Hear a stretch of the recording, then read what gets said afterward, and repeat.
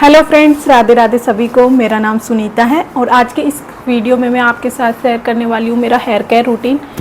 Most of the time मेरे से काफ़ी लोग पूछते हैं कि जैसे कि मेरे स्ट्रेट बाल है तो मैं इनको कैसे मेंटेन करती हूँ, मेरा हेयर केयर रूटीन क्या है, मेरा शैम्पू मैं कौन सा यूज़ करती हूँ, हेयर फॉल के लिए क्या रेमेडीज़ यूज़ करती हूँ, और अगर कंडीशनर यूज़ करती हूँ तो कितना कंडीशनर यूज़ करती हूँ, कौन सा करती हूँ। क्योंकि मेरे बाल काफ़ी सिल्की और मैनेजेबल रहते हैं मोस्ट ऑफ द टाइम। ये जो मैं हेयर वॉश का जो वीडियो आगे लगाऊंगी उसके 2 दिन का बाद का मैं वीडियो बना रही हूँ। आप देख सकते हो ज़्यादा ऑयली भी नहीं हुए हैं और ऐसे मैनेजेबल रहते हैं। तो मैं आज इस वीडियो में आपके साथ शेयर करने वाली हूँ मैं कौन कौन से प्रोडक्ट यूज़ कर रही हूँ। बराबर ये मैं यहाँ पे वीडियो चला देती हूँ। मैं मोस्टली सबसे ज़्यादा मैंने बहुत सारे शैम्पूज़ ट्राई किए हैं हेयर फॉल के लिए या फिर सिल्की, जैसे कि मेरे स्ट्रेट बाल है और मेरे बालों की डेंसिटी बहुत कम है और यू कैन सी अभी मेरे ग्रे हेयर भी आना स्टार्ट हो गया। मोस्टली ग्रे हेयर जो होता है वो अपने पेरेंट्स पे डिपेंड होता है। ये जो ग्रे हेयर है कि हमारी हेरिडिटी क्या है, हमारे पेरेंट्स के कब आना स्टार्ट हुआ था और उनके बाल कैसे हैं उसी पे हमारे बाल बनेंगे। हमारे बाल अलग से कोई थर्ड पर्सन पे जाने के चांस बहुत कम है। या तो पापा के जैसे होंगे या फिर मम्मा के जैसे होंगे, और मेरे मम्मी पापा के दोनों के बाल स्ट्रेट है इसलिए मेरे बाल स्ट्रेट है। और ये मैंने कभी इनको परमानेंट स्ट्रेटनिंग या फिर कोई स्मूदनिंग ये वाला ट्रीटमेंट लिया नहीं है, टचवुड। और मैं जो हेयर स्पा होते हैं या फिर बहुत इंटेंस वाले जो भी हेयर केयर प्रोडक्ट होते हैं या फिर ये जो ट्रीटमेंट देते हैं पार्लर्स में वो भी मैंने कभी लिया नहीं है। मैं बहुत बेसिक सा प्रोडक्ट जो मोस्टली अवेलेबल रहते हैं वही यूज करती हूँ और बस उसको एक सही मैनर से यूज करते हैं तो हमारे बाल फेज फ्री रहते हैं और मैनेजेबल रहते हैं, हेयर फॉल भी कम होता है। तो फटाफट मैं आपको दिखा देती हूँ मैं शैम्पू कौन सा यूज़ करती हूँ। मैंने हेयर फॉल के लिए ना बहुत सारे शैम्पू यूज़ किए, लेकिन सबसे बेस्ट मेरे को ये डव का जो हेयर फॉल रेस्क्यू शैम्पू है ना, ये सबसे सही लगता है। ये सच में हेयर फॉल को कंट्रोल करता है। अब हम अगर इसकी, बहुत सारे लोग कहते हैं ये नेचुरल नहीं है, इसमें परफ्यूम भी है एडेड और बहुत सारे जैसे केमिकल होते हैं, पाम ऑयल, और ये इतने सारे इंग्रेडिएंट लिस्ट दे रखी है जिसमें सिर्फ केमिकल्स के नाम है। लेकिन आई डोंट नो, ये मेरे बालों के लिए बहुत सही काम करता है। तो आप देख सकते हो मैंने कितनी बड़ी बोतल मंगा रखी है और मैं इसको हफ्ते में अगर मैं 3 बार बाल धो रही हूँ ना, 1 बार इसको रूट्स में लगाती हूँ, बाकी लेंथ पे लगाती हूँ। और एक एडवाइस मैं देना चाहूँगी, जैसे कि अगर हम एक कोई शैम्पू यूज़ कर रहे हैं ना, उसको कंटिन्यूअस में यूज़ नहीं करना है कि हम 1 साल से 2 साल से वही यूज़ करना है। हमें थोड़ा उनको स्विच करते रहना, जिससे हमारे बाल होंगे ना वो यूज़ टू नहीं होंगे अपने कोई भी प्रोडक्ट का। अगर यूज़ टू हो जाते हैं तो वो बालों पे वो प्रोडक्ट काम करना बंद कर देता है। तो मैं बीच बीच में स्विच करती रहती हूँ। जैसे ये भी अभी द बॉडी शॉप का ये बनाना वेरिएंट, ये बालों को बहुत सॉफ्ट बना देता है। लेकिन इसमें क्या है, जैसे हम सबको आदत होती है वो झाग बन के अच्छे से नहीं निकले ना, तब तक हमें रिलैक्स नहीं फील होता, तो उससे वो लेदर क्रिएट नहीं करता है। तो उसके लिए मैं लेंथ में ये यूज करती हूँ और स्कैल्प में अभी करंटली मैं ये जो बनाना बॉडी शॉप का है वेरिएंट वाला ये यूज करती हूँ। मैं वीडियो लगा दूँगी मैं मेरे बाल कैसे धोती हूँ उसका बराबर का, क्योंकि हम ये भी किस वे में हम बाल धो रहे हैं वो भी बहुत ज़्यादा मैटर करता है। हमने सीधा शैम्पू डाला और स्टार्ट हो गए, वो नहीं है। पहले हमें शैम्पू को पानी में डिज़ोल्व करना होगा। आपके बहुत ज़्यादा ड्राई है और आप कंडीशनर यूज़ नहीं करते हैं, जैसे कंडीशनर रोज़ यूज़ भी नहीं करना चाहिए, हफ्ते में 1 बार या 15 दिन में 1 बार यूज़ करना चाहिए। तो आप उस शैम्पू में, जैसे मेरा ये नारियल का तेल मैंने एक छोटी सी बोतल में डाल रखा है, ये मैं 2-3 ड्रॉप्स उसमें डाल लेती हूँ। ऑलिव ऑयल के 2-3 ड्रॉप्स डाल लीजिए तो आपका वो कंडीशनर का काम करेगा और आपके बाल ज़्यादा ड्राई भी नहीं रहेंगे। ठीक है, शैम्पू के लिए मैं ये 2 यूज करती हूँ करंटली। और जो कंडीशनर है, और जैसे कि बात करते हैं कि है ना, बालों को सिर्फ ऊपर से स्कैल्प में ही धोना चाहिए, लेंथ में शैम्पू की ज़रूरत नहीं है। लेकिन मेरे को ऐसा फील होता है लेंथ में भी शैम्पू की ज़रूरत होती है। स्कैल्प से ज़्यादा हम ये कहीं पे भी ऐसे लेटते हैं या फिर जैसे किसी के टच होते हैं तो हमारी लेंथ ज़्यादा टच होती है, जिससे उस पर मेल होता है ना, जो गंदगी होती है वो लेंथ में ज़्यादा लगती है, कपड़ों की, किसी के, हमारे हाथों की। तो बालों को जो ये लेंथ होती है ना उसको भी हमें वॉश करना चाहिए। ऐसा नहीं है कि हम सिर्फ स्कैल्प साफ करके फ्री हो जाएं। ठीक है। ये जो रील्स आती है कि ये सिर्फ़ और सिर्फ हमें ये यहाँ स्कैल्प में यूज़ करना चाहिए, शैम्पू लेंथ में नहीं, ऐसा कुछ नहीं है।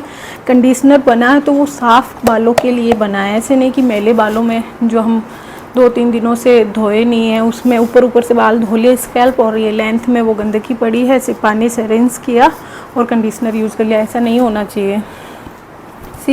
मैं ये लॉरियल पेरिस का कंडीशनर यूज़ करती हूँ। कंडीशनर के लिए मेरा कोई स्पेसिफिक ब्रांड नहीं है कि मैं इसी का ही यूज़ करूँगी। मैं नॉर्मली किसी जो भी मेरे पास अवेलेबल होता है, जो भी मेरे को मार्केट में पसंद आता है ना कि स्विच करने का मन करता है मैं कर लेती हूँ, या फिर ऑनलाइन किसी पे ऑफ़र लगा होता है मैं मंगा लेती हूँ, क्योंकि मैं 15 दिन में एक बार ही यूज़ करती हूँ। तो ये मेरा आसानी से साल भर चलता है। अभी मैं ये लॉरियल का ये 5 टोटल रिपेयर 5 वो वाला ये वाला यूज़ कर रही हूँ। ये भी मैं डेली यूज़ नहीं करती हूँ। और सबसे ज़रूरी है आज के टाइम तो है ना, हम जो नॉर्मल टॉवल है ना उससे बाल नहीं सुखाना है।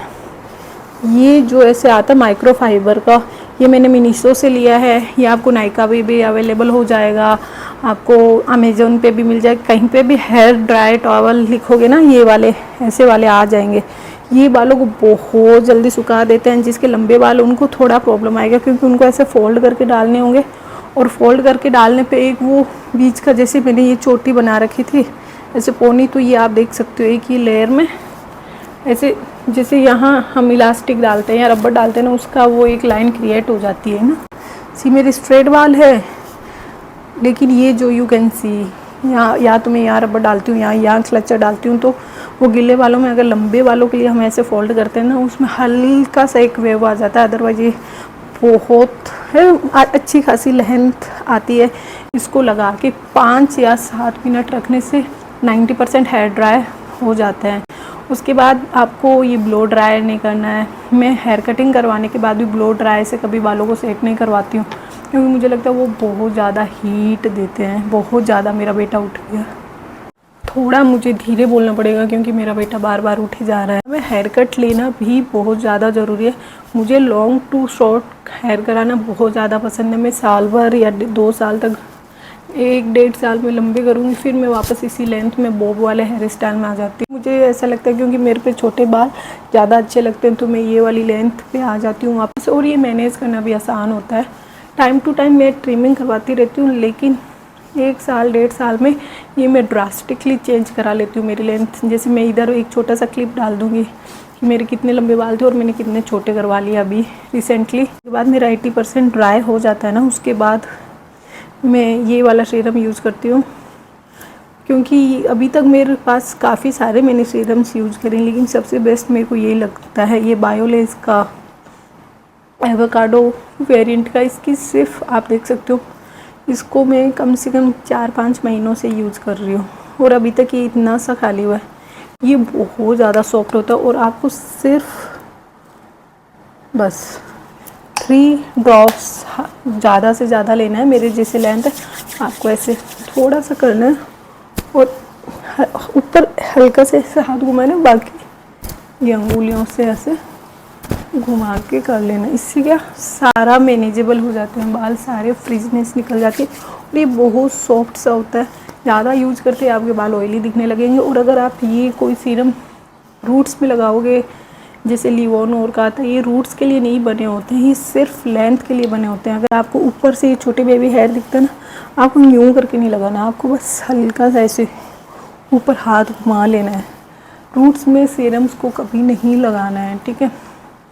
तो ये वाला मैं सीरम यूज़ करती हूँ 10 रुपये। और अब नेक्स्ट बात आती है हेयर ऑयलिंग। अगर मुझे बाल लंबे करने होते हैं ना, तो मेरे सालों से मैं एक ही ऑयल पे ट्रस्ट करती हूँ, सेसा। इसका आप मेरे चैनल पे जाके देखोगे ना, कम से कम 4-5 साल पुराना भी वीडियो होगा ना, उसमें भी मैं यही हेयर ऑयल यूज़ करूँगी, करती हुई नज़र आऊँगी। अभी भी ये हेयर ऑयल यूज़ करती हूँ। इसका बस जो स्मेल होती है ना, वो थोड़ी सी ऐसे अनोइंग होती है। इसमें ज़्यादा ही अलग सा वो आयुर्वेदिक तेल जैसा स्मेल आती है। लेकिन ये अगर आपके बाल लंबे नहीं बढ़ रहे हैं तो ये बहुत बहुत अच्छा तेल है। इसको ऑयलिंग करने से बाल लंबे डेफिनेटली होते हैं। मैंने जितनों को सजेस्ट किया उन सब का ये पॉजिटिव रिव्यू है कि इससे हेयर फॉल भी कम हुआ है और बालों की लेंथ भी बढ़ी है। तो आप ये यूज़ कर सकते हो अगर आपको अपने बालों की लंबाई बढ़ानी है और हेयर फॉल को कम करना है। नेक्स्ट मैं हेयर प्रोडक्ट के नाम पे या तो क्लचर डालती हूँ या फिर ऐसे स्क्रंचीज ज़्यादा यूज़ करनी चाहिए, क्योंकि ये हमारे बालों को कम तोड़ती है, आसानी से इसे निकल जाती है। कहीं पे भी मिल जाएगा, लोकल में भी। आप साटिन फैब्रिक या सिल्क फैब्रिक में लोगे तो वो और ज़्यादा सॉफ्ट होगी आपके बालों के लिए। कोई सा भी ले सकते हो, बस वो पतले इलास्टिक आते हैं ना, वो वाला मत यूज़ कर दीजिए, वो बहुत ज़्यादा डैमेज करते हैं अपने बालों को। अदरवाइज़ आप कोई भी रबर डाल लीजिए, कोई ऐसा कुछ ऐसा है नहीं। अब बात कर लेते हैं मेरे ग्रे हेयर की। मेरे पीछे जो ग्रे हेयर है उनको मैं कुछ नहीं करती हूँ, क्योंकि ये नेचुरल प्रोसेस है, सबके आते हैं। और अगर अभी से मैं डाई यूज़ करने लग जाऊँगी तो मुझे बहुत लंबे टाइम तक मुझे डाई यूज़ करना पड़ेगा। तो ये जहाँ यहाँ ग्रे हेयर है मैं उनको छेड़ती नहीं हूँ, वो चाहे उनकी लेंथ कितनी हो, कम हो, ज़्यादा हो। लेकिन मेरे कुछ बाल यहाँ पे आते हैं, 4 से 5 बाल मेरे ग्रे हेयर यहाँ आते हैं, तो उसको मैं ये ऐसी छोटी सी सीजर होती है, कहीं पे भी मिल जाएगी, सी ऐसे वाली, काफ़ी शार्प होती है। मैं ऐसे करके ऐसे, या तो मैं मेरी जो हाउस हेल्पर है उससे कट करवा लेती हूँ, या एकदम मैं यूँ करके एकदम उस बाल को करके उसके पास से कट कर देती हूँ। और वापस उसको रीग्रो होने में ऑलमोस्ट हफ्ता भर लगता है। वो छोटा सा बाहर निकलता, पूरा बाहर दिखने में इतना कि काटने जैसा हो जाए, उसको लगभग 10 दिन लगते हैं। तो 10 दिन के लिए मैं सीजर से काम चला लेती हूँ वापस से। और अगर बहुत छोटा सा हो गया, वो ऐसे खड़ा रहता है ना, पॉक करता है, तो मैं उसको या तो उस पर आई शेडो लगा देती हूँ या फिर मस्कारा लगा लेती हूँ, अगर वो ज़्यादा ऐसे खड़ा ही रहने लग गया और कट भी नहीं रहा हो तो। अदरवाइज़ मैं इसे कट कर लेती हूँ। ठीक है, हो गया। सो इतना सिंपल है मेरा हेयर केयर रूटीन। कोई अलग से मैं बहुत कुछ अलग से मेरे बालों को मैनेज करने के लिए कोई पार्लर से ट्रीटमेंट नहीं लेती हूँ, अलग से कोई मास्क नहीं लगाती हूँ। अगर मुझे कोई मतलब बहुत ज़्यादा ऐसे लगता है ड्राई हो रहे हैं, अभी तो मेरे बाल काफ़ी अच्छे हो रहे हैं क्योंकि मैं नारियल पानी डेली पी रही हूँ और जैसे फ्रूट्स भी खा लेती हूँ। अगर मेरे बालों में ज़्यादा ही ऐसी जान चली जाती है ना, तो ज़्यादा से ज़्यादा बहुत ज़्यादा ऐसे ऑयलिंग कर लेती हूँ। जैसे मेरा सर दर्द और होता है ना, नारियल के तेल से फुल ऑन चम्पी कर लेती हूँ, फिर 2 बार शैम्पू कर लेती हूँ, तो ऑयल भी निकल जाता है और बालों में वो जो जान होती है वो वापस आ जाती है। ये सिर्फ कहने की बात है कि ऑयलिंग नहीं करनी चाहिए, ऑयलिंग करके छोड़ना नहीं चाहिए।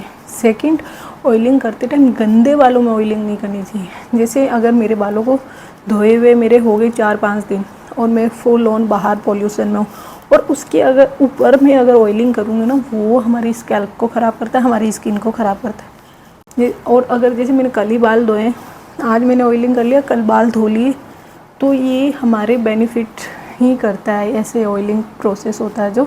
अदरवाइज़ आपको मेरी ऑयलिंग टिप्स और ये एडवाइस चाहिए तो मैं मेरा वीडियो यहीं कहीं लिंक कर दूँगी, जिससे आपको पता लग जाएगा मैं मेरी हेयर ऑयलिंग का रूटीन क्या है। तो I hope you like this video. और आप भी अपने बालों पे, मैं कहूँगी बहुत ज़्यादा एक्सपेरिमेंट करने की ज़रूरत नहीं है, क्योंकि जो ये कर्ली बाल है, वेवी बाल है, स्ट्रेट बाल, ये सब नेचुरल है।